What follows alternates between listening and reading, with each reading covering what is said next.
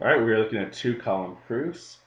This is video referring to question 38. Hopefully you've seen questions 39 and 40 prior to watching this. So exercise 38 gives us four sentences which are broken down here. We can see the first one will be our first premise that says if a chemical is an acid, I will refer to that as A. The word if suggests that it's a conditional statement. Then it will have a pH lower than 7, which I will indicate with variable P.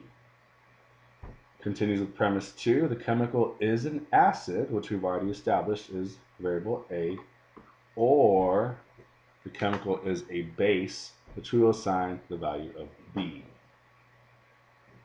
Premise 3 continues to tell us, though, that the pH is not lower than 7. Earlier, we used P to reflect pH lower than 7. So now when we say pH is not lower than 7, we've taken the negation of this statement, so it's going to be negation P. And of course, therefore, indicating we've hit our conclusion, says the chemical is a base, which we see here is indicated by variable B.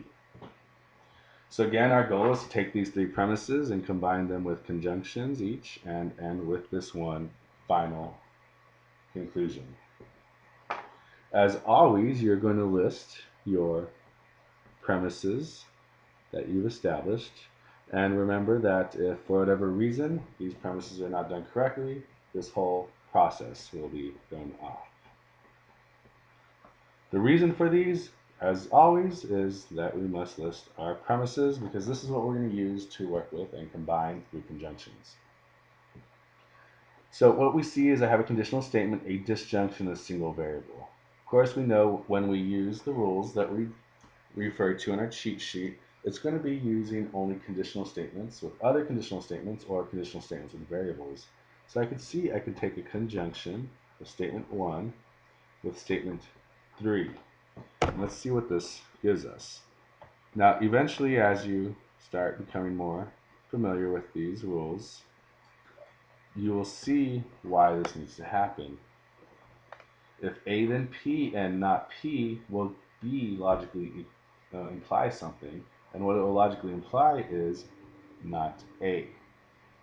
So here we've used statements 1 and statements 3, and we've turned it into this conjunction. So far we're just showing the conjunction, not yet the rule.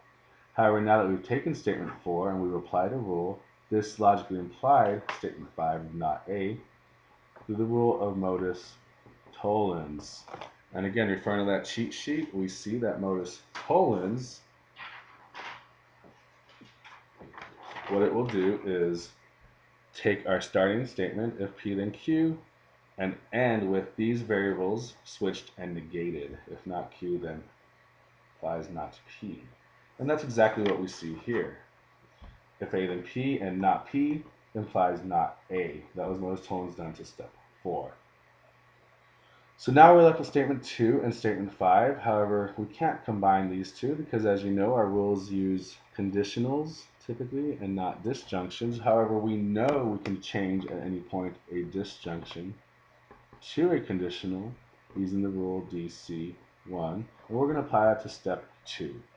So if I look at step 2 and I want to change this to a conditional, I know only the first variable will be affected. So A becomes not A, B remains B.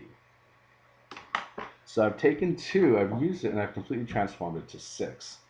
Still left with 2 premises or 2 statements. I can now see if those can be combined.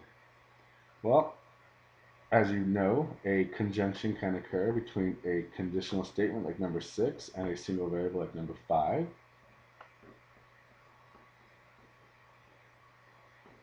Combine with a conjunction with number 5, not A. And now I've used and taken these 2 statements and put them together here through a conjunction. So if not A, then B, and not A, well, this, of course, will logically imply something.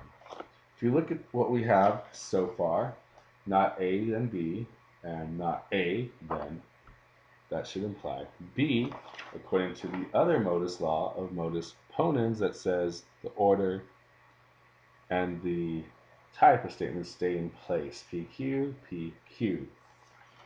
not AB, not AB. So we can use statement 7 and the law of modus ponens this time to get the conclusion of B.